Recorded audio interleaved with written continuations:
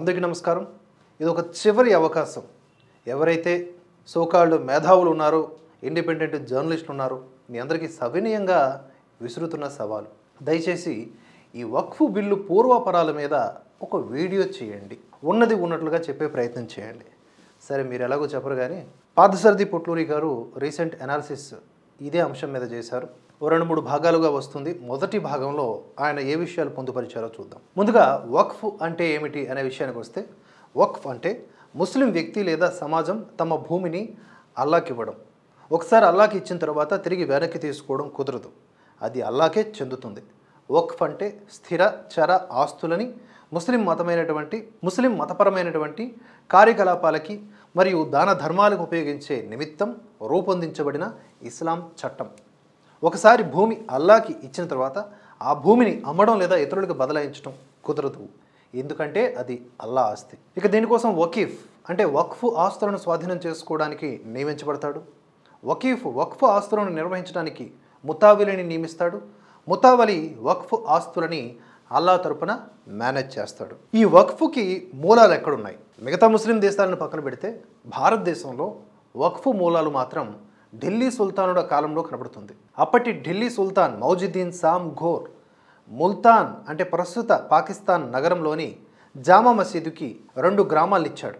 ఆ వక్ఫ్కి అంటే 2 గ్రామాలకి ఫైఖుల్ ఇస్లాంని సంరక్షకుడిగా నియమించాడు. తరువాత కాలంలో ముస్లిం పాలకులు వక్ఫ్ ఆస్తులను పెంచుకుంటూ పోయారు. వక్ఫ్ని రద్దు చేయడానికి ప్రయత్నాలు జరిగాయా అంటే 19వ శతాబ్దపు చివరిలో బ్రిటిష్ పాలనలో వక్ఫ్ వివాదం లండన్లోని న్యాయస్థానం దృష్టికి వెళ్ళినప్పుడు 4 బ్రిటిష్ జడ్జిలు కేసు విచారించి ఇలా వ్యాఖ్యానిస్తూ వక్ఫ్ని రద్దు చేయాలని ఆదేశాలు ఇచ్చారు. A perpetuity of the worst and the most pernicious kind and declared waqf to be invalid. అంటే వక్ఫ్ చట్టం అనేది హేయమైనది కాబట్టి చెల్లదు అని. కానీ లండన్ కౌన్సిల్లోని 4 న్యాయమూర్తులు ఇచ్చిన తీర్పుని భారత్లో ఎవరూ లెక్క చేయకపోగా మరింత చట్టబద్ధం చేశారు. 1913లో ముసల్మాన్ వక్ఫ్కి చట్టబద్ధత కల్పిస్తూ వక్ఫ్ చట్టంని చేశారు. దాన్నే 1913 వక్ఫ్ యాక్ట్ అంటున్నారు. 1913 తర్వాత వక్ఫ్ని రద్దు చేయడానికి ఇంతవరకు ప్రయత్నం చేయలేదు. 1913 తర్వాత వక్ఫ్ యాక్ట్కి కీలకమైన మార్పులు చేర్పులు ఎప్పుడు జరిగాయి అనే విషయానికి వద్దాం. వక్ఫ్ యాక్ట్ 1954 1947లో స్వాతంత్ర్యం వచ్చిన తరువాత 1954లో వక్ఫ్ చట్టానికి కీలకమైన మార్పులు చేర్పులు జరిగాయి. 1954లో మొదటి వక్ఫ్ బిల్లుని ప్రవేశపెట్టారు. ఈ బిల్లు ముఖ్య ఉద్దేశ్యం ఏమిటంటే అన్ని చోట్ల ఉన్న వక్ఫ్లని కలిపి ఒక కేంద్రీకృతమైన సంస్థ క్రిందకి తీసుకురావడం. ఈ బిల్ పాస్ అయిన తర్వాత 1964లో central Waqf council of India అనే చట్టబద్ధమైనటువంటి సంస్థని ఏర్పాటు చేశారు. 1954 వక్ఫ్ యాక్ట్లోని సెక్షన్ 9 క్లాజ్ 1ని ఉపయోగించుకొని దేశంలోని ఉన్న అన్ని వక్ఫ్ బోర్డులని central Waqf council of India అధీనంలోకి తీసుకొచ్చారు. 1995 వక్ఫ్ యాక్ట్ దీంట్లో ప్రవేశపెట్టినటువంటి బిల్లులో చాలా వివాదాస్పదమైనటువంటి అంశాలను చేర్చి దోపిడీకి తెరలేపారని చెప్పొచ్చు. 1908 సివిల్ ప్రొసీజర్ కోడ్ని ఉపయోగించి చేసిన 1995 వక్ఫ్ యాక్ట్లో అవకతవకలకి అంతే లేకుండా పోయింది. 1995 వక్ఫ్ యాక్ట్ బిల్లు అనేది భారతదేశంలో ఉన్న శాసన వ్యవస్థ, న్యాయ వ్యవస్థలకి సమాంతరంగా వక్ఫ్ కౌన్సిల్ ఆఫ్ ఇండియాకి అధికారాలు కట్టబెట్టారు. దేశంలోని అన్ని రాష్ట్రాలు, కేంద్రపాలిత ప్రాంతాల్లో ఉన్న వక్ఫ్ బోర్డుల మీద సెంట్రల్ వక్ఫ్ కౌన్సిల్కి పూర్తి స్థాయి అధికారాలు ఉంటాయి. ఒకసారి ఎవరి ఆస్తినన్నా వక్ఫ్ ఆస్తి అంటే అది వక్ఫ్ బోర్డు సొంతం అవుతుంది. వక్ఫ్ ఆస్తుల విషయంలో ఏదైనా వివాదం తలెత్తితే వక్ఫ్ ట్రిబ్యునల్లో పరిష్కరించుకోవాలి తప్పితే సివిల్ కోర్టులో కేసు వేయడానికి వీల్లేదు. అసలు సివిల్ కోర్టుల పరిధిలోకి వక్ఫ్ ఆస్తుల వివాదం రాకుండా చట్టం చేశారు. వక్ఫ్ ట్రైబ్యునల్లో అందరూ కూడా ఉండేది ముస్లింసే. వక్ఫ్ ట్రైబ్యునల్ ఇచ్చిన తీర్పు ఫైనల్. కేవలం హైకోర్టులోనే అప్పీల్ చేసుకోవాలి, తప్పితే జిల్లా కోర్టులలో అప్పీల్ చేసుకునే వెసులుబాటు లేదు. ఎంతమందికి హైకోర్టులో వేసేంత స్తోమత ఉంటుంది? షియా సున్నీలకి వేరువేరు వక్ఫ్ బోర్డులను ఏర్పాటు చేశారు అనేది గమనించాల్సిన మరో విషయం. ఇక 2013లో మళ్ళీ వక్ఫ్ బిల్లుకి సవరణలు చేశారు. ఈసారి కొన్ని సెక్షన్లలో మార్పులు చేశారు. 1995 వక్ఫ్ చట్టానికి సవరణలు చేసి 2013లో ప్రవేశపెట్టిన వక్ఫ్ బిల్లు ఘోరమైన నేరాలకు అవకాశాలు ఇవ్వడానికి కారణమైంది. 2013 వక్ఫ్ సవరణ బిల్లు ముఖ్యంగా ఒక వివాదానికి దారితీసింది. అది ఏ మతం వారైనా వక్ఫ్కి తమ ఆస్తిని ఇవ్వవచ్చు.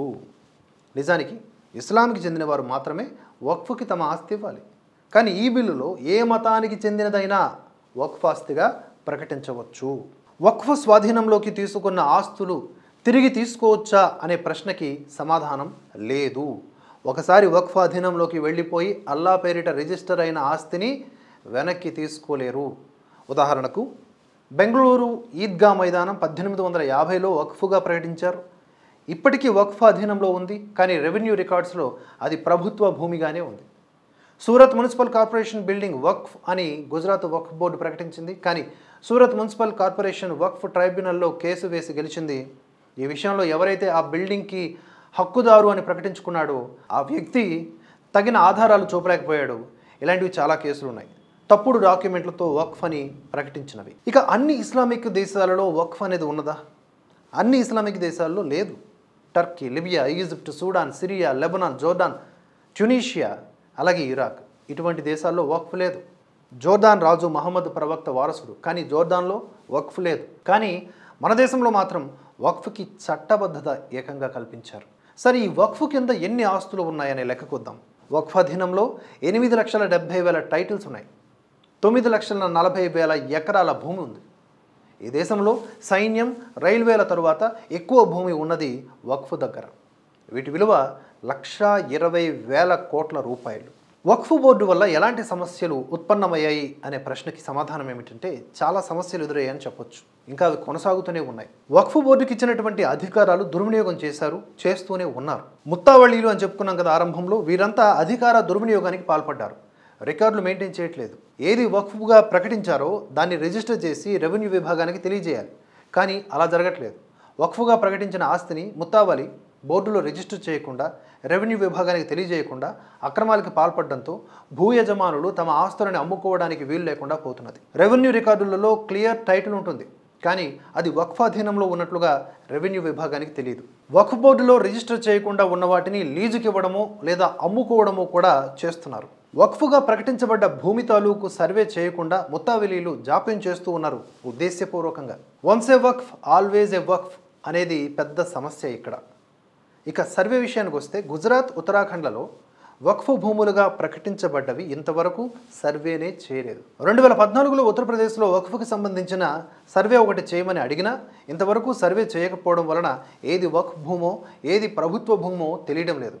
వక్ఫ్ బోర్డు తరపున సర్వే చేయడానికి అనుభవం ఉన్న సర్వే కమిషనర్లు దొరకడం లేదని కుంటి సాకు చెబుతూ ఉన్నారు.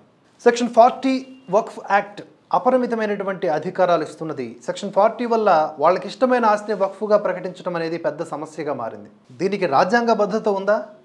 అసలు వక్ఫ్ చట్టానికి రాజ్యాంగ భద్రత లేదు. కేవలం ముస్లిమ్స్కి మాత్రమే వర్తించే వక్ఫ్ యాక్ట్ ఉంది, కానీ వేరే ఏ మతానికి లేదు. దీని మీద ఢిల్లీ హైకోర్టులో ప్రజా ప్రయోజన వ్యాజ్యం దాఖలైంది. ఢిల్లీ హైకోర్టు ప్రతిస్పందన తెలియజేయమని నోటీసులు ఇచ్చి చాలా రోజులు కూడా అయింది.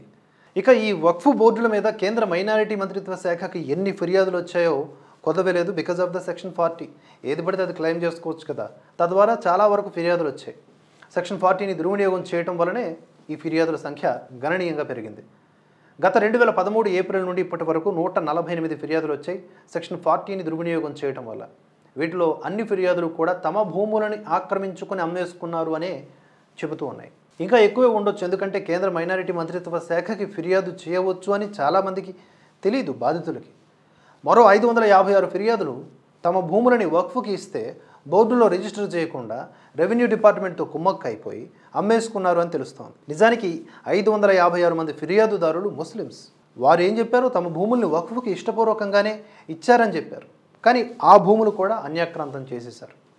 మరో 93 ఫిర్యాదులు వక్ఫ్ బోర్డు అధికారులు ముత్తావలీల మీద ఇచ్చారు. ఇలా ఇప్పటి వరకు మొత్తం ఎన్ని కేసులు పెండింగ్లో ఉన్నాయో తెలుసా? 40,951 కేసులు వక్ఫ్ ట్రైబ్యునల్ దగ్గర పెండింగ్లో ఉన్నాయి. వీటిలో 9,942 కేసులు ముస్లిమ్స్కి సంబంధించినవి, అంటే ఆల్మోస్ట్ 10,000 మంది. విచిత్రం ఏమిటంటే విలువైన ముస్లిమ్స్ భూములని కూడా అవి వక్ఫ్ భూములని డిక్లేర్ చేసేశారు. 9,942 కేసులలో అత్యధిక శాతం ముస్లిమ్స్ భూములని అక్రమంగా ఆక్రమించిన వాటికి సంబంధించినవే.